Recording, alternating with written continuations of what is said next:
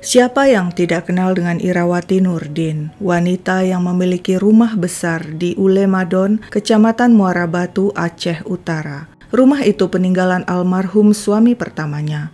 Di sana wanita itu tinggal bersama 3 anaknya, Rizky, serta Zikra dan Zikri. Sepeninggal sang suami, Irawati menikah lagi. Pernikahan kedua menghasilkan seorang anak bernama Yazid. Namun sayang, pernikahan tersebut kandas dan berakhir dengan perceraian. Pada awal 2019, Irawati kembali menikah. Kali ini dengan Aidil Syah Putra Ginting, seorang pria kelahiran Desa Sugiharjo, Deli Serdang, Sumatera Utara, 3 November 1979. Tidak terasa 5 bulan sudah mereka menikah. Pada bulan Ramadan, Selasa 7 Mei 2019, tengah malam, sekitar pukul 1, Irawati dan suaminya Aidil berbincang di lantai 2 rumah milik Irawati. Aku butuh uang 6 juta untuk membayar uang sekolah anak-anak dan 2 juta lagi untuk membeli keperluan menyambut Lebaran. Demikian kata Irawati pada suaminya. Aku tidak punya uang, jawab Aidil si suami. Uang Aidil saat itu hanya Rp500.000. Maklumlah, dia hanya buruh bangunan dengan penghasilan kecil yang tidak menentu. Aku akan cari kerja lagi, janjinya pada sang istri. Mendengar jawaban itu, Irawati gusar. Aku tidak tahan terus-menerus kekurangan uang, aku mau cerai. Aidil coba membujuk sang istri, jangan ngomong seperti itu. Irawati yang kesal beranjak pergi ke dapur di lantai 1. Dia menyibukkan diri dengan mencuci piring. Aidil menyusul dan ikut membantu mencuci piring sembari terus merayu. Jangan marah lagi. Namun rayuan si suami malah bikin Irawati naik pitam. Dia dorong Aidil hingga jatuh, lalu dia ambil pisau dapur dan mengacungkannya ke arah suaminya. Aidil berusaha merebut pisau hingga tangannya terluka.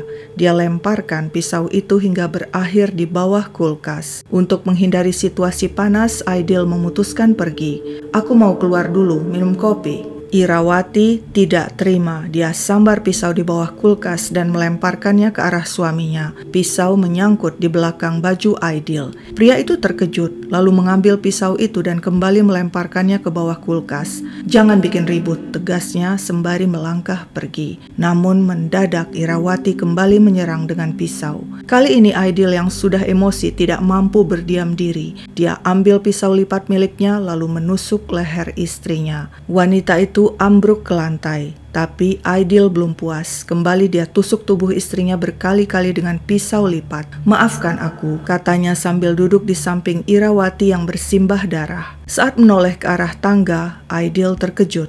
Di sana berdiri Zikra yang berusia 11 tahun, anak Irawati dari suami pertama, serta Yazid yang berusia 1,5 tahun, anak Irawati dari suami kedua. Ternyata kedua bocah itu menyaksikan aksi ayah tiri mereka. Zikra menangis dan berteriak minta tolong. Aidil segera minta maaf kepada Zikra dan minta agar sang bocah tidak berteriak. Tapi Zikra tetap berteriak. Tidak ada pilihan lain. Aidil pun menusuk bocah itu berkali-kali.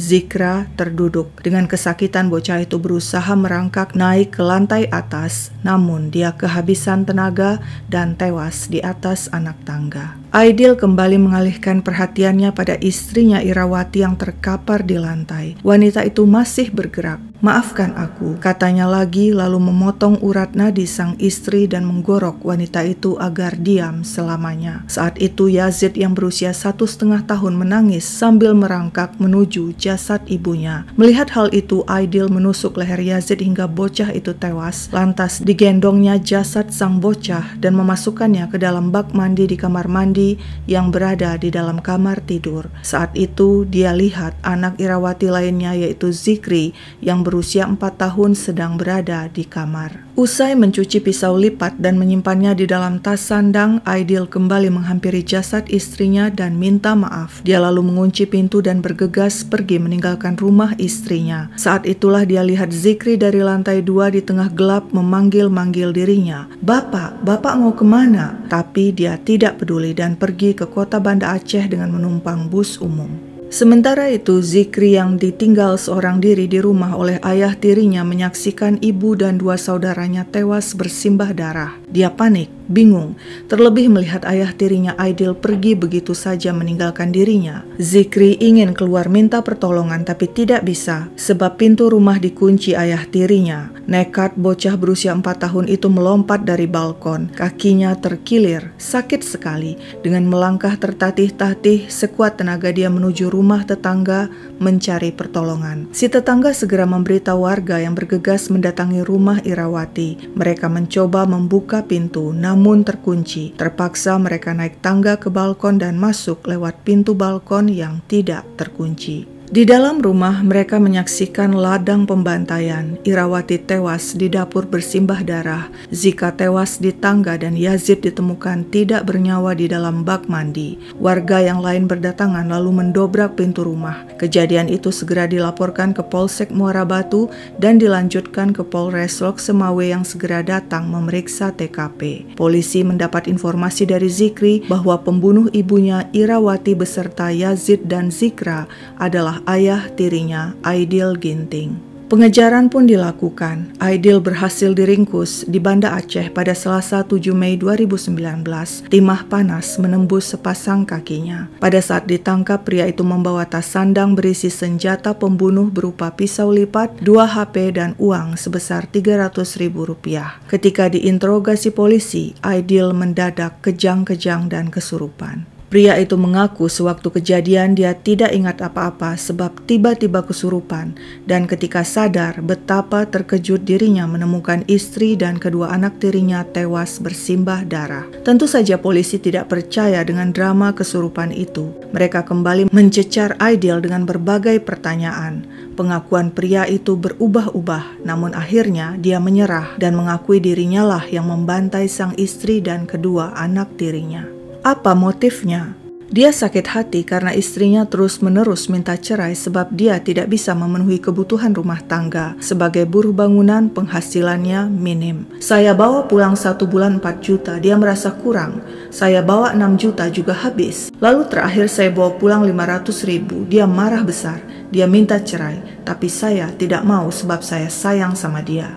Baiklah. Pertanyaannya sekarang, kalau kau sayang, mengapa kau bunuh istri dan 2 anak tirimu? Aidil menjawab, istrinya lah yang menyerang dan menusuknya terlebih dulu. Dia hanya membela diri. Saat dia menusuk saya tangkap ujung pisaunya, lalu saya buang pisaunya. Saya peluk dia, tapi dia mendorong dan berusaha mengambil pisau lagi untuk menusuk saya. Jadi daripada dia bunuh saya tusuk dia.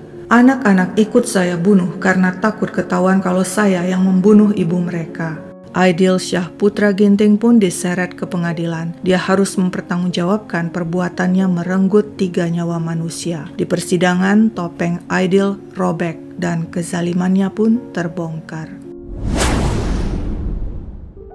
Persidangan digelar di Pengadilan Negeri Lok Sukon, Aceh Utara. Aidil Syah Putra Ginting menampilkan sosok suami sayang istri yang tidak rela bercerai. Meski sang istri Irawati terus-menerus mengomel karena kekurangan uang dan minta cerai berkali-kali, Aidil tetap berusaha mempertahankan rumah tangganya karena rasa sayangnya yang sedemikian besar pada istri dan anak-anak tirinya. Namun dari pengakuan para saksi yang hadir di persidangan, diperoleh gambaran sosok Aidil yang sangat berbeda. Rizky, 15 tahun, anak sulung Irawati, bersaksi. Dia selamat dari aksi biadab Aidil karena saat kejadian, dia tengah mengikuti tadarus Ramadan di Menasah. Rizky mengatakan sejak awal pernikahan, mamanya Irawati dan Aidil kerap cekcok karena masalah keuangan. Pernah suatu kali mama minta uang pada Aidil untuk beli susu adik. Aidil marah dan mengancam akan membunuh mama dan anak-anaknya. Dan tidak cuma 1 kali Aidil mengancam akan membunuh,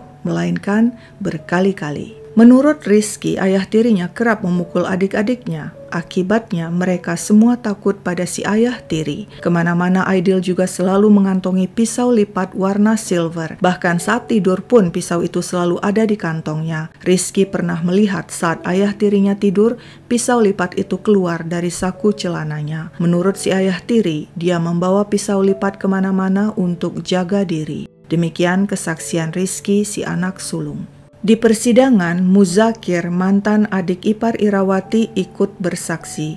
Menurutnya, Irawati dan Aidil sudah pernah menggadaikan 2 petak tanah. 2 minggu sebelum kejadian, Irawati mendatanginya dan minta dirinya menandatangani surat-surat tanah karena Irawati ingin menjual semua harta peninggalan suami pertamanya dan pindah ke Medan bersama Aidil. Irawati bilang jika Muzakir menolak menandatangani, Aidil mengancam akan membunuh Muzakir. Muzakir tetap pada pendiriannya menolak menandatangani surat-surat itu. Menurut Muzakir, motif Aidil membunuh Irawati untuk menguasai harta milik wanita itu. Di persidangan, Saiful, seorang tukang bangunan teman Aidil, juga turut bersaksi. Menurutnya, Aidil pernah bercerita padanya bahwa Aidil pernah jadi preman di Jakarta dan merupakan anggota kelompok Hercules dan sudah sering membunuh orang. Aidil juga pernah berkeluh kesah tentang Irawati yang tidak sabar karena kekurangan uang, selalu menuntut agar segera ada uang. Demikian kesaksian Saiful.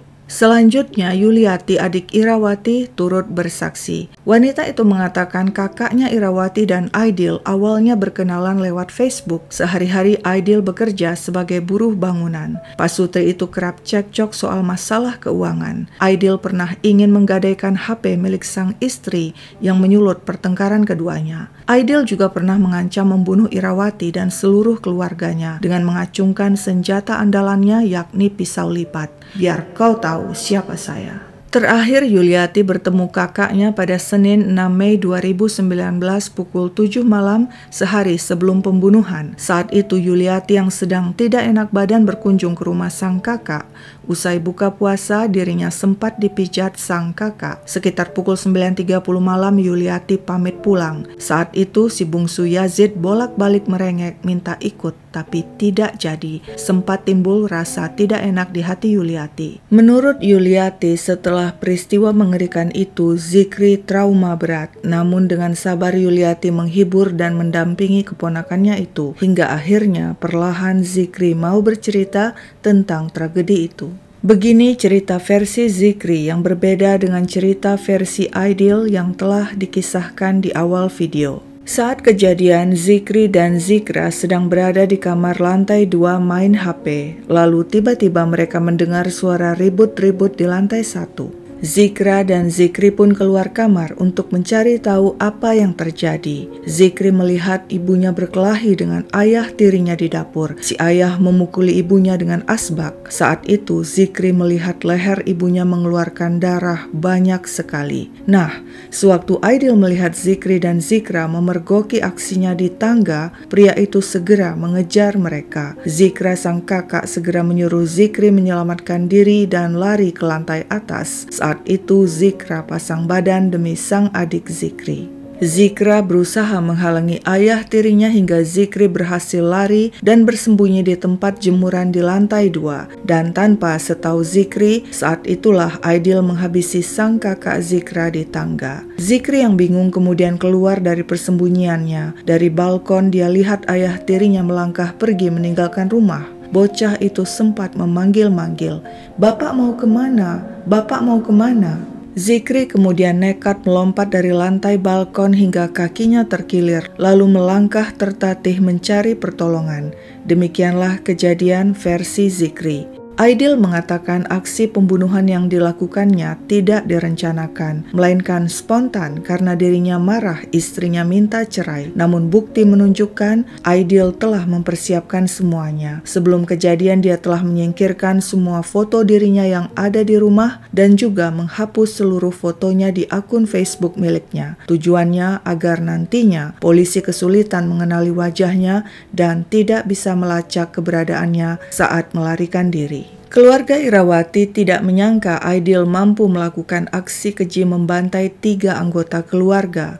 Kepada media, pihak keluarga Irawati mengatakan sejak awal menikah dengan Irawati, Aidil ngotot minta harta gonogini. Padahal seluruh harta Irawati seperti rumah dan tanah diperoleh wanita itu sebelum dirinya menikah dengan Aidil. Rencana Aidil mendapatkan harta itu gatot alias gagal total sebab pihak keluarga tidak mau menandatangani pengesahan hak Aidil atas harta itu. Hal ini membuat Aidil marah dan mengancam akan membunuh mereka. Sebagai bentuk protes, keluarga Irawati membentangkan spanduk di depan rumah Irawati bertuliskan, "Hukuman apa yang pantas dijatuhkan kepada pembunuh istri dan anak-anak yatim di bawah umur di Ule Madon, Aceh Utara?" Aidil dikenakan pasal berlapis pembunuhan berencana, KDRT, dan perlindungan anak. Tiada ampun baginya, hakim menjatuhkan vonis mati pada pria itu. Dia menunggu eksekusi yang nantinya akan dilaksanakan di Nusa Kambangan. Berikut komentar seorang tetangga perihal Aidil, Syahputra Ginting. Berarti masyarakat nggak nyangka dia melakukan pembunuhan itu, Pak ya? Oh enggak, saya sendiri pun ini cuman firasat-firasat ada, dia orang pernah cerita dia memang hobi membunuh. Pernah cerita? Pernah cerita Kapan Pak dia cerita, Pak? Waktu di Bandung. Terus sama istrinya sendiri dia pernah cerita ya. Sama istrinya pun sendiri dia cerita sebagai preman loh, pembunuh ya. Benar kan? Aidil Ginting ya. Sekian dulu ceritaku, sampai jumpa kapan-kapan.